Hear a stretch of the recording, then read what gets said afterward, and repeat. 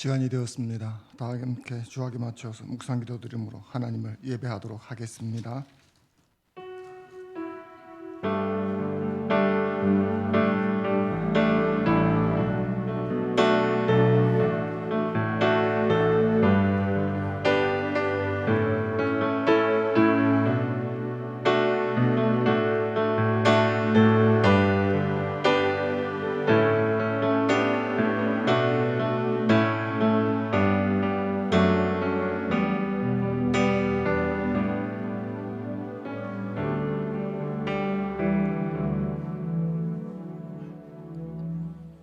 이스라엘아 들으라. 우리 하나님 여호와는 오직 유일한 여호와이시니 너는 마음을 다하고 뜻을 다하고 힘을 다하여 내 하나님 여호와를 사랑하라. 아멘. 거룩하시고 치존하신 우리 아버지 하나님이시여, 크신 이름이 세세토록 찬송받기를 원합니다. 천상과 천하에 우리 하나님 같은 분이 없는 줄 믿고 주의 택한 백성이 해야 될 본분이 우리 삼위일체 하나님을 찬양하신 것이라는 사실을 깨닫고 이 시간 주님 앞에 나와 경배와 찬송을 드립니다. 오직 하나님만을 예배하기를 원하는 우리의 심령을 받으시옵시고 이 시간 이 예배에 함께하여 주시옵소서. 어디 있든지 어떤 환경 속에 있든지 하나님 그곳에 함께 하셔서 이 예배를 홀로 받으시옵시고 예배자를 주의 임재 안으로 인도하여 주시옵소서. 예배의 시종을 우리 주님께 의탁드리오며 주 예수님 이름으로 기도드리옵나이다. 아멘.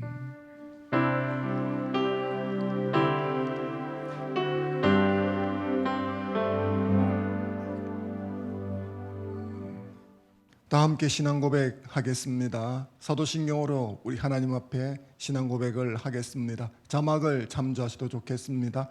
함께 신앙 고백합니다. 전능하사 천지를 만드신 하나님 아버지를 내가 믿사오며 그 외아들 우리 주 예수 그리스도를 믿사오니 이는 성령으로 잉태하사 동정녀 마리아에게 나시고 폰디오 빌라도에게 고난을 받으사 십자가에 못 박혀 죽으시고 장사한 지 사흘 만에 죽은 자 가운데서 다시 살아나시며 하늘에 오르사 전능하신 하나님 우편에 앉아 계시다가 저리로서 산 자와 죽은 자를 심판하러 오시리라. 성령을 믿사오며 거룩한 공회와 성도가 서로 교통하는 것과 죄를 사하여 주시는 것과 몸이 다시 사는 것과 영원히 사는 것을 믿사옵나이다. 아멘. 다 함께 31장으로 찬양하며 하나님께 올리겠습니다.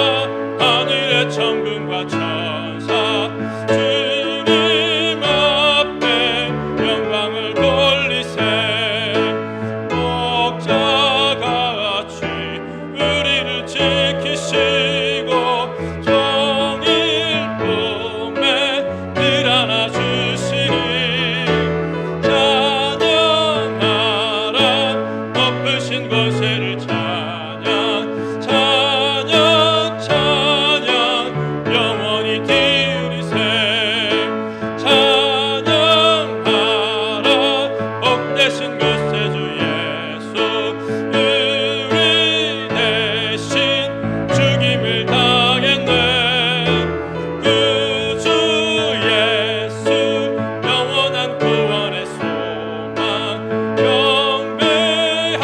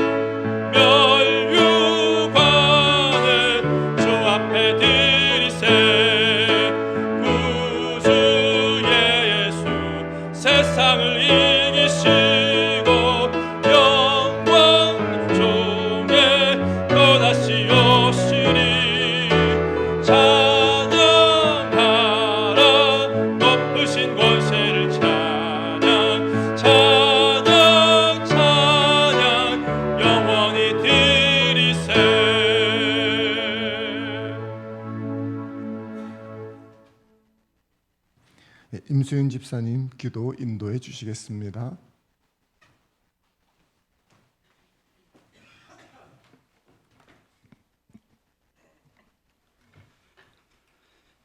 하나님 아버지, 은혜를 감사합니다. 오늘 이 시간 우리에게 하나님께 예배할 수 있는 복된 날을 주시고 또한 하나님을 예배하고자 하는 귀한 마음도 주심을 감사드립니다. 비록 코로나로 인해서 한자리에 다 함께하지 못하는 예배라 할지라도 각각의 흩어진 처소에서 드려지는 이 예배도 우리 주님은 기뻐 흠양하여 주시리라 믿습니다. 하나님 아버지, 참으로 소중한 것은 떨어져 있을 때 그리고 잃어버리고 난 뒤에서야 비로소 그것의 소중함을 절실하게 깨닫듯이 모이고 싶어도 모임이 피하여지는 지금에서야 비로소 함께 자유롭게 예배하며 교제할 수 있었던 것이 너무나도 소중한 것이었다는 것을 다시금 깨닫게 됩니다. 그동안 늘 가까이 있어서 무심하고 소홀했던 예배의 모습을 용서하여 주시고 또한 항상 곁에 있어서 소중한 형제를 사랑하지 못하였음도 용서하여 주시옵소서. 머지않아 하나님께서 때가 이르러 코로나가 정리되게 하실 때 지금의 상황을 기억하고 되새겨 개가 토한 것을 다시 먹고 씻었던 돼지가 다시 구덩이로 돌아감 같이 미련한 자의 모습으로는 다시 돌아가지 않도록 오늘날 지금의 참담한 현실적 예배를 반드시 기억하게 도와 주시옵소서. 하나님 아버지, 예레미야서를 묵상하면서 시드기야 왕의 연약한 믿음은 선지자의 수차례 경고를 무시하고 불순종함으로 말로 할 수 없는 참담한 비극적 결과를 초래하는 것을 보았습니다. 하나님은 돌이킬 수 있는 기회를 주시는 분이시지만 그 기회가 무한정 있지 않음을 기억해야 할 것이며 반면에 선지자를 도와 구덩이에 건져준 고간한 사람은 배전의 참혹한 현장 가운데서도 하나님이 그 한 사람을 결단코 잊지 않으시고 찾아 구원하여 주심을 보았습니다. 같은 현실 속에 한 사람은 살아남고 한 사람은 비참한 말로를 맞이할 수밖에 없는 이 대조적 상황은 내가 나를 믿었음이라 하신 믿음 때문인 것을 봅니다. 하나님, 우리가 시드기야처럼 믿음 없는 자 되지 않게 도와주시옵소서. 드려진 예배를 통해서는 한 고간의 믿음과 같이 담대함을 얻게 도와주시옵소서. 하나님 아버지, 코로나로 인해서 경제가 마비되고 많은 것들이 자리를 찾지 못하는 상황이 지금의 현실입니다. 그렇다고 우리의 믿음마저도 마비되거나 정지되는 그런 모습이 아니라 예배 말씀을 통해서 일깨워 주시기를 간절히 기도하고 원합니다. 말씀을 전하시는 담임 목사님께 능력 주시고 생명 주셔서 오늘 예배를 성령의 충만함으로 인도하게 도와주시며 이 자리에서 또 원근 각처 자신의 자리에서 함께 예배하는 모든 분들이 예배에 성공하기를 간절히 원하며 우리 구주 예수 그리스도 이름으로 기도드렸습니다. 아멘.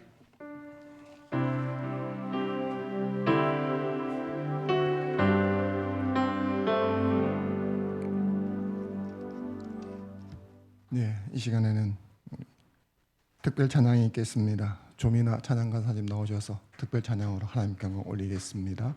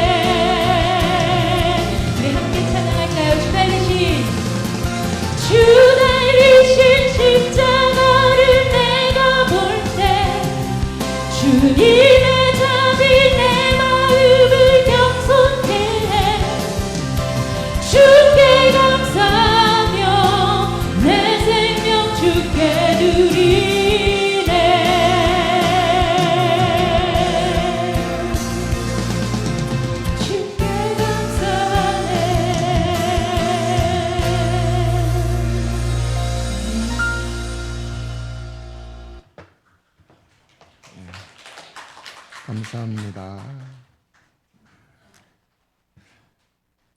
오늘 우리에게 주신 하나님 말씀 함께 받도록 하겠습니다. 성경을 들고 자리에서 서 주십시오. 가정에서 예배드리신 분들은 자세를 바르게 하고 성경을 함께 읽으시면 좋겠습니다. 37절 한 절 말씀입니다. 같이 읽겠습니다. 시작. 그들이 이 말을 듣고 마음에 찔려 베드로와 다른 사도들에게 물어 이르되 형제들아 우리가 어찌할꼬 하거늘. 아멘. 예배 오신 여러분을 주의 이름으로 축복합니다. 옆 사람에게 한번 인사하겠습니다. 샬롬, 복 받으세요. 앞뒤로도 인사하겠습니다.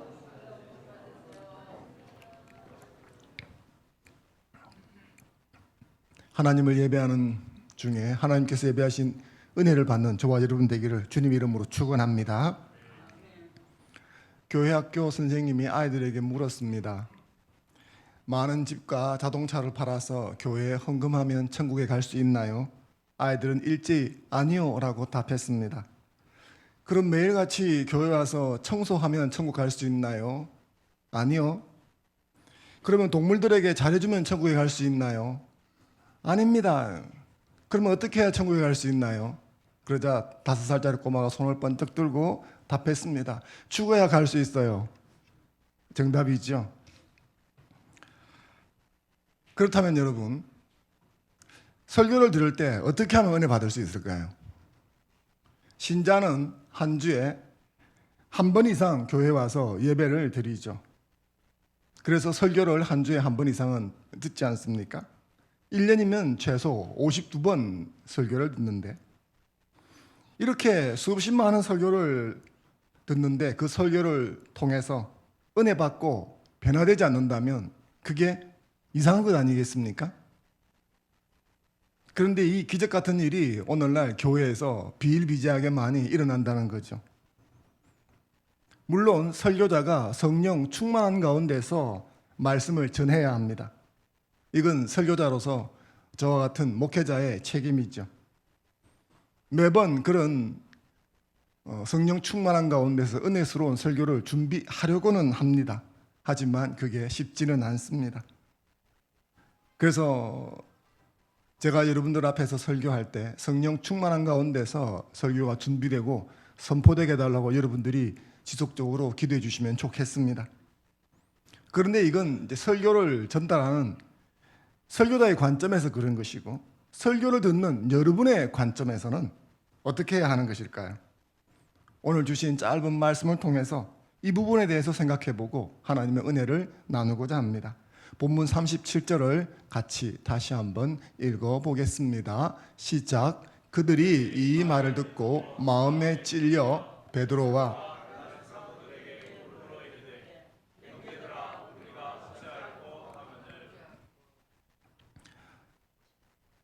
지금 저희들은 사도 베드로의 설교를 계속 들어보고 있죠. 이 설교는 어마어마한 반향을 낳았습니다.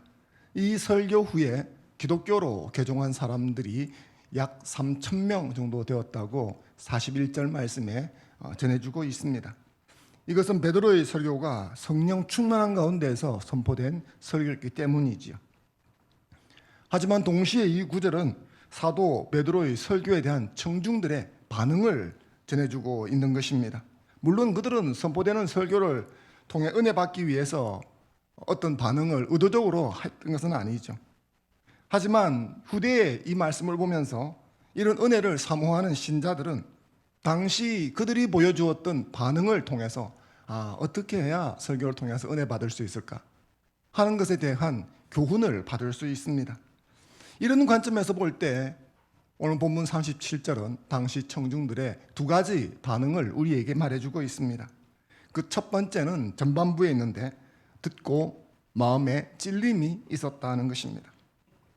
사도 베드로의 설교는 유대인들에게 커다란 충격을 주었습니다. 그들이 죄인으로 여기고 참혹한 십자가에 못 박아 죽인 이 예수가 메시아였음을 뒤늦게 깨달았기 때문이죠. 이에 백성들은 찔림을 받았습니다.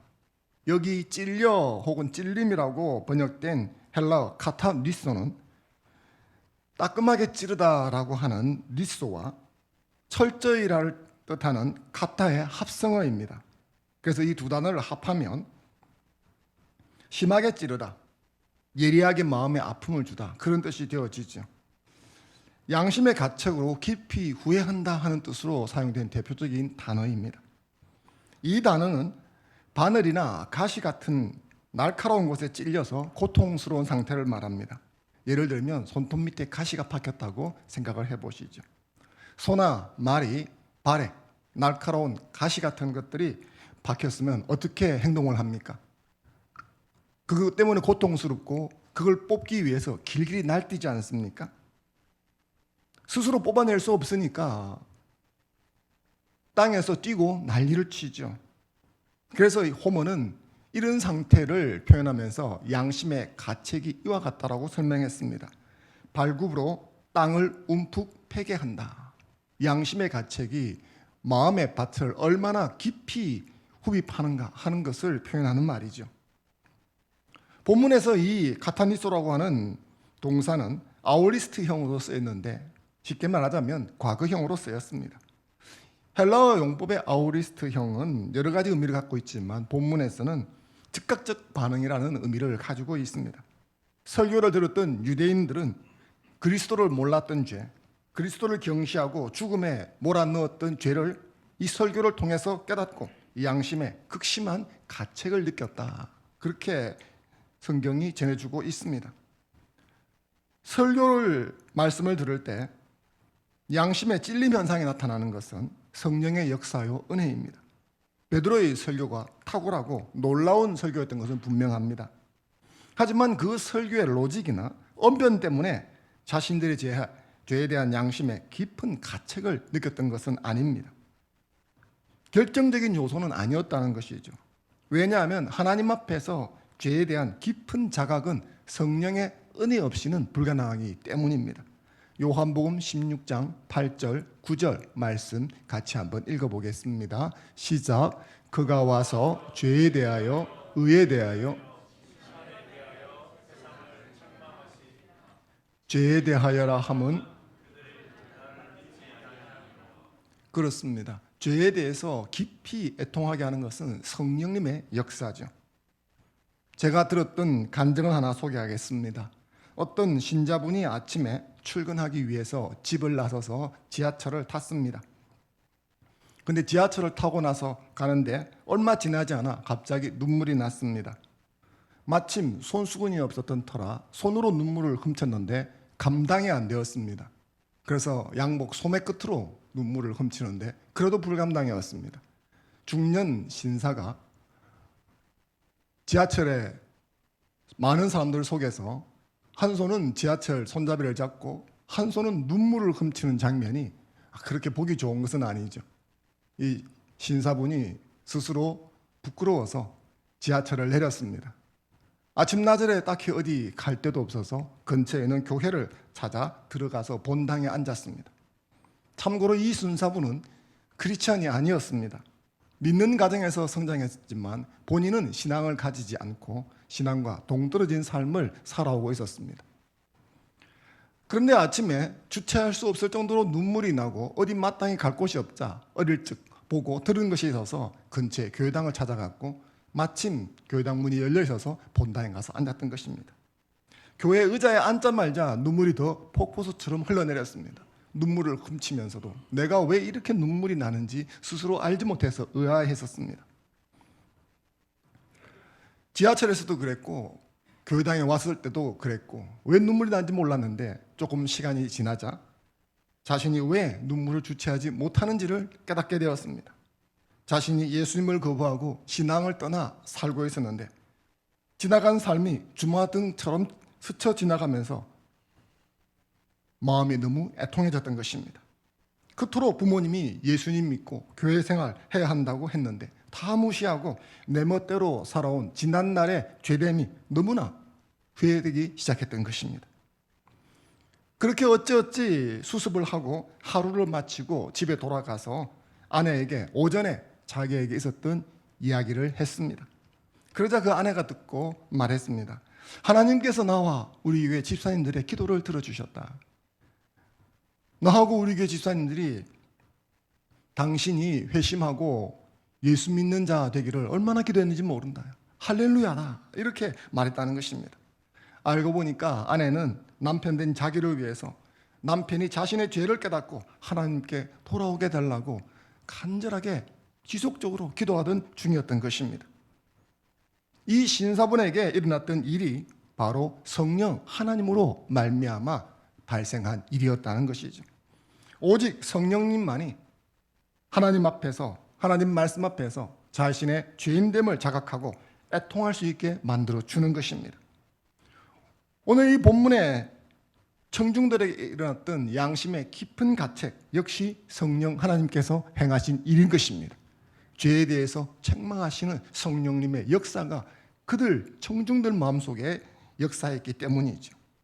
하나님의 은혜를 받는 비결 중에 비결이 바로 여기에 있습니다. 자신의 죄에 대해서 애통하는 마음, 그것이 바로 은혜 받는 비결이죠. 하나님 말씀 앞에서 자신의 죄에 대해 깊이 애통하는 마음, 이것이 은혜를 받는 첩경인 것입니다.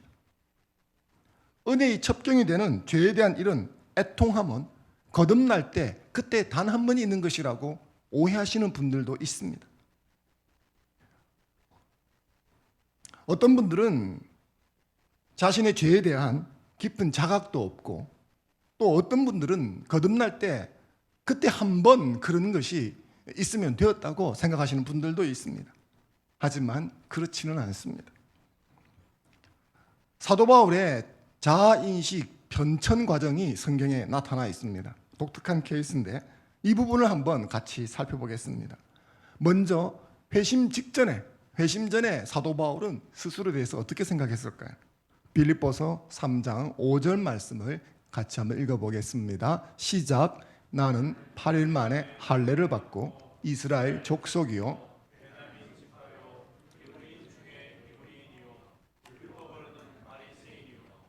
자, 여기 보면 회심 전에 자기 자신에 대해서 어떻게 생각했는지가 잘 드러나 있죠. 나는 유대인 중에 유대인이다.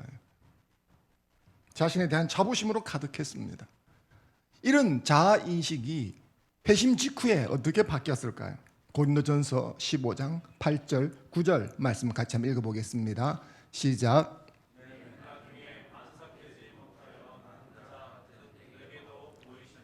아멘. 예, 여기까지만 읽겠습니다. 맨 나중에 만삭되지 못하여 난 자. 이게 뭐죠? 칠삭둥이라는 것 아니겠습니까? 예전에 칠삭둥이라고 한다면 뭔가 조금 모자란 상태에서 태어났다는 그런 뜻이죠. 내가 좀 모자란 사람이다. 그런 의미입니다. 사도들 중에서 가장 작은 자였다. 이렇게 스스로 인식하고 있었습니다. 그런데 회심 후 시간이 좀 흘러서 좀 더 성숙한 사도가 되었을 때 그가 스스로를 어떻게 이해했습니까? 에베소서 3장 8절 말씀을 같이 한번 읽어보겠습니다. 시작. 모든 성도 중에 더 작은 이 은혜를 주신 것은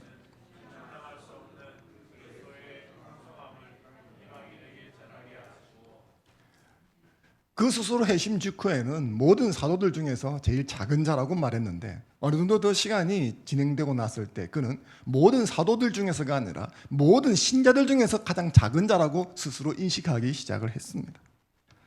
그가 생애 말년 이 세상을 떠나서 하나님 품으로 돌아가기 직전에 자기 자신을 어떻게 인식했을까요? 디모데전서 1장 15절 말씀 같이 한번 읽어보겠습니다. 시작.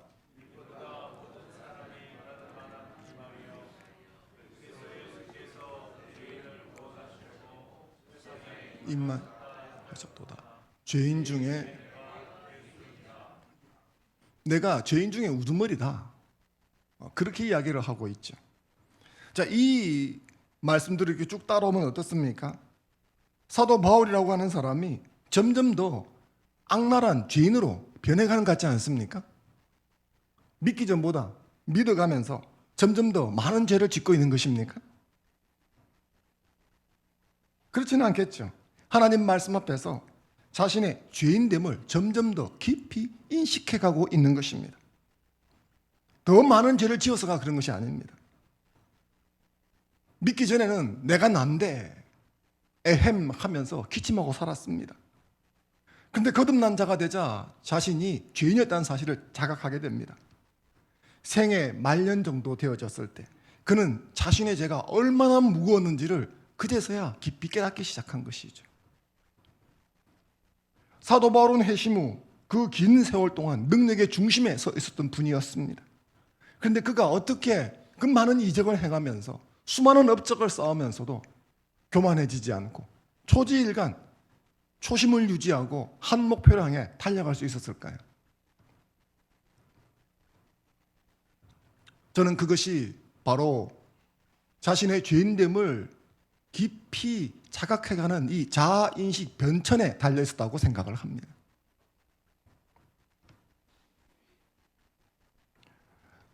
우리가 종종 폭포에서 물이 떨어지는 것을 보면 참 대단하다 이런 생각을 하죠. 그래서 우리가 이름을 아는 엄청난 큰 폭포들은 대개의 경우 높은 산에 있습니다. 그래서 떨어지면서 굉음을 울리고 어마어마한 힘을 발생을 시키죠. 하지만 그런 폭포 가운데 웅장한 그 폭포들 중에 특이한 폭포가 나이아가라 폭포입니다. 나이아가라 폭포는 평지에 있는 폭포죠.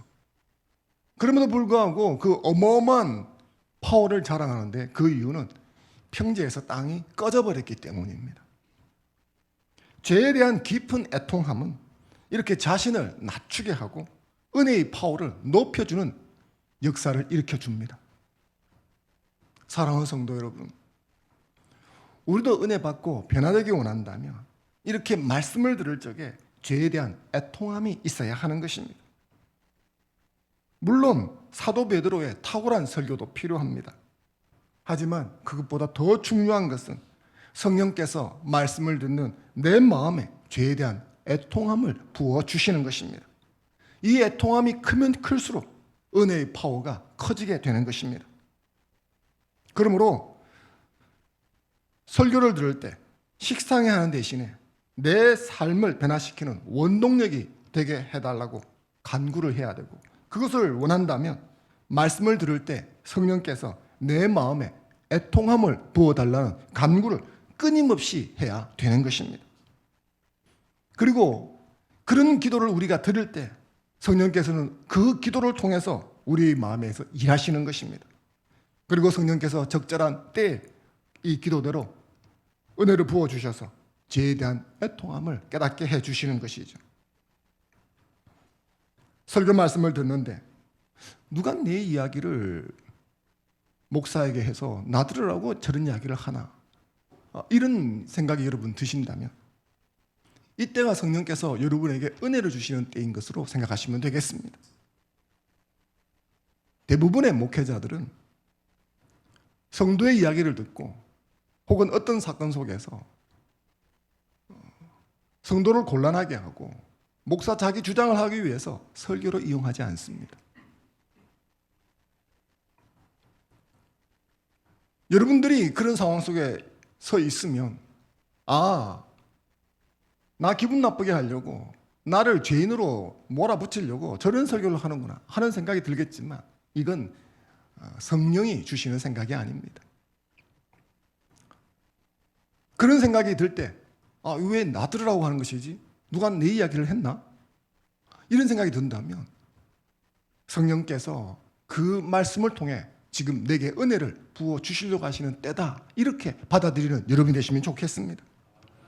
말씀을 듣는데 내 마음에 양심에 가책이 생기고 찔림이 일어난다면 목회자가 달변이어서 오늘 설교가 성령 충만하게 준비되어서가 아니라 성령께서 그 말씀을 통해서 지금 내게 은혜를 주시려고 하시기 때문인 것입니다. 그리고 이럴 때 사람이 변하고 환경이 변하고 세상이 변하는 역사가 일어난 줄로 믿습니다.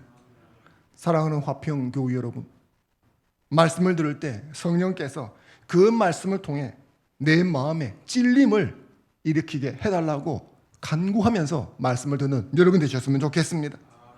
성령께서 죄에 대해 내 마음을 일깨워주는 역사를 날마다 내게 부어주시도록, 그래서 그 은혜를 받아서 은혜의 파워를 경험하는 여러분 되시기를 주님의 이름으로 축원합니다. 이것이 37절에 나타나 있는 당시 청중들의 첫 번째 반응이었습니다. 이 첫 번째 반응은 내가 어떻게 하기보다는 성령께서 일방적으로 하시는 측면이 좀 더 강하죠. 하지만 두 번째 우리가 살펴볼 반응은 우리 측면이 조금 더 강한 것입니다. 그들이 듣고 마음에 찔림이 있었을 때 뭐라고 합니까? 형제여, 우리가 어찌할꼬라고 묻습니다. 베드로의 설교를 들은 자들은 우리가 어찌할꼬 하면서 겸손히 묻지요. 그들은 본문 12절에 이 소동이 일어났을 적에 튀어나와서 어찌된 일이냐고 묻던 사람들이었습니다. 어찌된 일이라고 묻던 그들이 조금 시간이 흘러가자 어찌하면 좋겠느냐라고 묻고 있는 것입니다. 그들은 들은 바 말씀을 자신들에게 적용시켰고 자신의 삶을 바꾸기 위해서 그 말씀에 반응하고 있는 중입니다. 성령의 은혜로 양심의 가책을 받았다고 해서 자동적으로 모두가 다 그럼 이제 우리는 어떻게 하면 좋겠는가라고 반응하는 것은 아닙니다. 성령으로 충만한 가운데 선포된 설교는 사도 베드로만 했던 것은 아닙니다. 사도 베드로가 이곳에서 설교를 하는데 조금 지나서 사도행전 7장에 가면 스데반 집사도 역시 설교를 합니다. 이 설교 역시 성령 충만한 가운데서 선포된 설교였습니다. 그 설교를 듣고 청중들은 찔림을 받았습니다. 물론 여기서 사도행전 7장에서 찔림 받았다 하는 단어는 본문에서 말하는 단어와 원어는 조금 다르긴 하지만 비슷한 뉘앙스를 가지고 있습니다. 그런데 그 성령 충만한 설교를 듣고 마음에 찔림이 있었던 스데반의 설교를 듣던 청중들은 어떻게 반응했을까요? 사도행전 7장 54절 말씀을 같이 한번 읽어보겠습니다. 시작. 그들이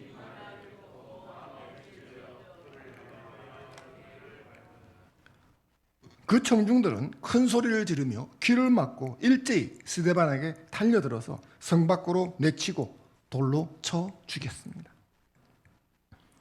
똑같은 성령 충만한 설교를 들었는데 한쪽 청중들은 자신의 가슴을 치면서 우리가 어찌하면 좋겠느냐라고 애통해했고 한쪽 청중들은 괴성을 지르면서 짱돌로 사람 머리를 내리찍었습니다. 그리고 이런 서로 다른 반응은 서로 다른 결과를 가져왔습니다. 어찌할까 하면서 가슴을 치던 청중들은 구원받아 천국 백성이 되었습니다. 반면 살아있는 사람을 돌로 쳐 죽인 청중들은 패역한 백성이 되고 말았죠. 사건만큼, 아니 어떤 측면에서는 사건보다 중요한 것이 해석하는 힘이요, 그 해석하는 힘에 따른 반응인 것입니다. 남미에 가면, 여러분이 여행 가시면 꼭 한번 보실 만한 것 중에 하나가 예수상이 있습니다.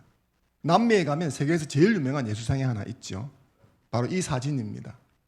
브라질에 있는 리오데자네이로에 있는 예수상입니다. 보통 예수상 하면 이걸 떠올리죠. 근데 남미에 가면 이 예수상 못지않게 유명하고 어떤 의미에서는 역사적 가치를 더 많이 가지고 있는 예수상이 하나 더 있습니다. 사진을 한번 보겠습니다. 이것입니다. 남미에 가시면 저 예수상을 한번 가서 한번 보시면 좋을 것 같습니다. 이 예수상은 1904년 칠레와 아르헨티나의 국경에 위치한 해발 3,832m의 안데스 산지 우스파타야 고개에 세워진 예수상입니다. 그러니까 저기가 칠레와 아르헨티나의 국경선이 지나가고 있는 곳이고 해발 3,800m 되는 높은 산지입니다. 여기에 예수상이 세워졌습니다. 1904년. 당시 남미의 아르헨티나와 칠레는 국경 문제로 오랜 시간 서로 불화하면서 전쟁을 하고 있었습니다. 그러다가 국경 문제가 해결된 후 양국의 우호를 다지기 위해서 국경선인 안데스 산지를 지나가는 저곳에 예수 그리스도의 동상을 세우기로 서로 합의를 했습니다. 그래서 당시 그들의 총칼을 녹여서 저 동상을 만들어 세웠습니다. 좋은 의도로 이 동상을 세웠는데 얼마 후 이 동상 때문에 다시 두 나라가 전쟁을 벌일 위기에 놓였습니다. 이 동상이 완성될 단계에 이르게 되었을 때 칠레 사람들 중에서 이런 소문이 퍼져나가기 시작했습니다. 예수님의 동상이 칠레를 향해서는 등을 돌리고 서 계신다. 칠레나 아르헨티나나 다 가톨릭 국가거든요. 그러니까 은혜는 아르헨티나 사람이 받고 예수님이 우리한테 등을 돌리게 저렇게 동상을 아르헨티나 사람들이 조작해서 세웠다.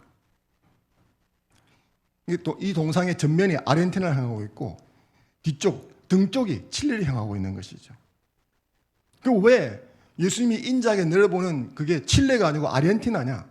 이렇게 해서 이 유머가 생기고 그래서 국민 여론이 들끓었습니다. 이 말은 칠레 국민들의 마음을 상하게 했고 사람들의 불쾌한 감정은 점점 걷잡을 수 없을 정도로 커져갔습니다. 양국의 감정은 나빠졌고 다시 전쟁 위기가 감돌았는데 양국 간의 감정이 끝없이 나쁜 방향으로 치닫고 있을 때 이를 명쾌하게 극복해서 이 사태를 가라앉게 만든 일이 있었습니다. 그것은 칠레의 한 신문 기자가 쓴 재치 있는 기사 때문이었습니다. 기사의 내용은 이렇게 되어 있습니다.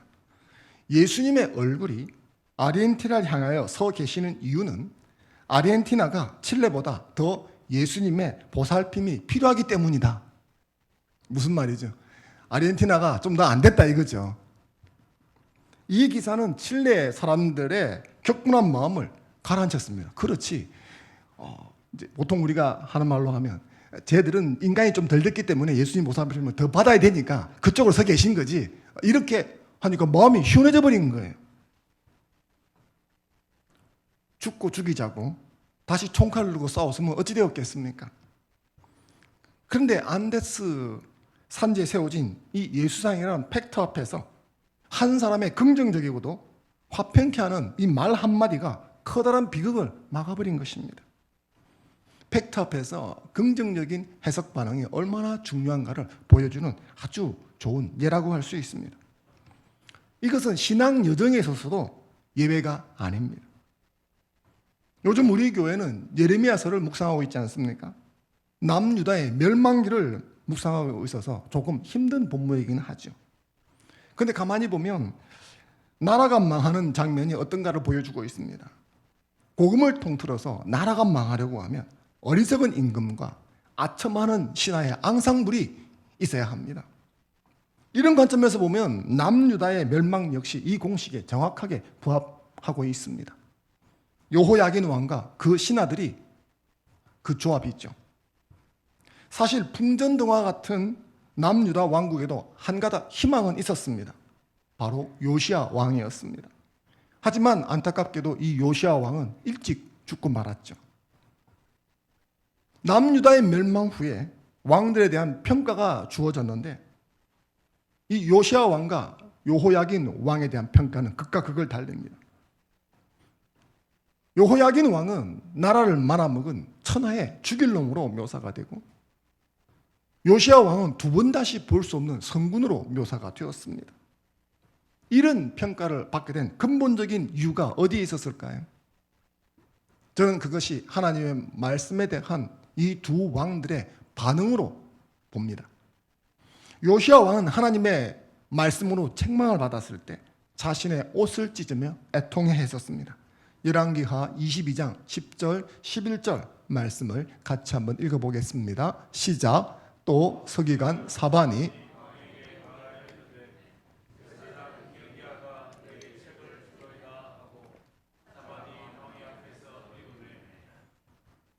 왕이 아멘. 이 신명기적인 말씀인데 책망하는 말씀이죠. 이 말씀을 들었을 때 왕이 자기 체면에도 불구하고 자기 옷을 찢으며 애통해 했었습니다. 반면 여호야긴 왕은 하나님의 말씀을 통해서 책망을 받았을 때 어떻게 반응합니까? 예레미야 26장 23절 말씀 같이 한번 읽어보겠습니다. 시작. 여후디가 낭독하면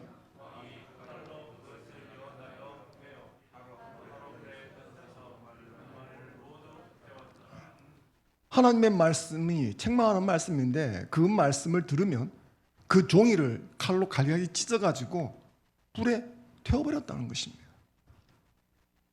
얼마나 상반된 반응입니까? 자신의 아버지는 하나님의 말씀을 들을 적에 애통해서 옷을 찢고 마음을 찢었는데 그 아들은 하나님 말씀을 들으니까 노발대발하면서 그 종이 성경책이죠. 성경책을 찢어버려서 불에 태우고 누가 이걸 썼는데 그놈 잡아와서 죽여라. 그렇게 해서 예레미야를 잡아 죽이겠다고 펄펄 뛰었습니다. 그리고 이 반응이 그들의 업적을 평가한 것이죠. 사랑하는 성도 여러분, 말씀을 들을 적에 여러분의 긍정적 반응이 정말 중요한 것입니다. 어떻게 듣느냐에 따라서 생명과 죽음의 길이 나뉘어질 수 있습니다. 하나님 말씀 앞에서 우리가 어찌할꼬 라고 반응하는 자는 구원에 이르게 될 것입니다. 반면에 길을 막고 고함치며 돌로 쳐 죽이려고 덤벼드는 자는 죄 죽을 자리로 찾아 들어가는 것입니다. 그래서 저는 여러분이 하나님의 말씀을 들을 때 적극적이고 긍정적이고 능동적으로 반응할 것을 권해드리고 싶습니다. 설교에 대한 부정적 용어 중에 하나가 있는데 그게 뭔지 아십니까? 또 설교하고 있네. 요겁니다. 꼰대가 잔소리를 잔뜩 늘어놓는다는 비아냥거리는 말이 설교하고 자빠졌네 라는 거죠.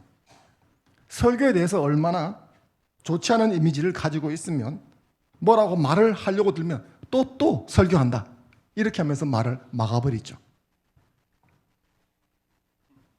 이건 저와 같은 목회자의 책임이 많다 할 것입니다. 하지만 듣는 사람의 관점에서 볼 때 직장 상사나 어르신들의 말을 설교한다고 비아냥거리는 태도로 그 말을 듣는다면 그 인생이 올바로 성숙해질 수 있겠습니까? 또 설교하고 있네. 또 설교한다. 설교하고 자빠졌네. 이렇게 비아냥거리지만 사실 그 말 속에는 인생의 경험이 녹아 있고 세상을 살아가는데 꼭 필요한 일반 원칙들, 지혜들이 들어 있습니다. 그렇기 때문에 이것을 외면하고는 올바른 성장, 성숙이 있을 수가 없는 것입니다. 잔소리처럼 들려지고 다 하는 소리 또 하는 것처럼 들려지지만 거기에는 그만큼 중요한 것들이 들어있는 것이죠. 하물며 예배 시간에 선포되는 하나님의 말씀을 들을 적에 또 설교한다 라는 심정으로 말씀을 듣는다면 결코 은혜를 받을 수가 없는 것입니다.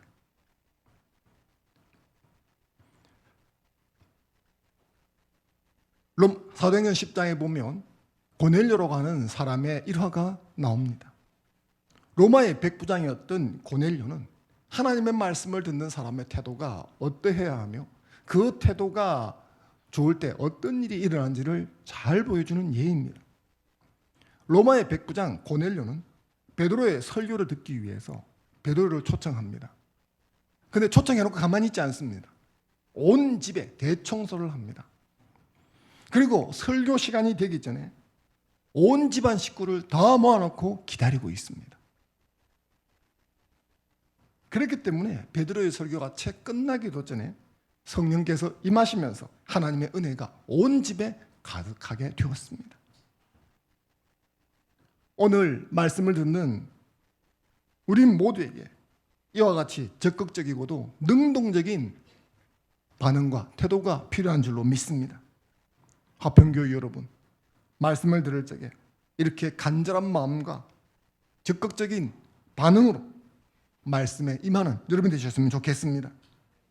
사도행전 17장 11절 12절 말씀 같이 한번 읽겠습니다. 시작. 베레아에 있는 사람들은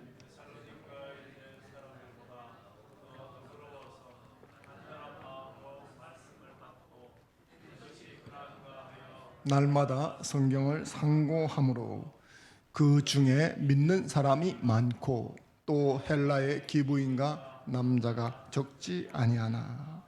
말씀 앞에서 적극적이고 능동적으로 반응하는 사람들 속에서 믿음이 흥황해지는 것입니다.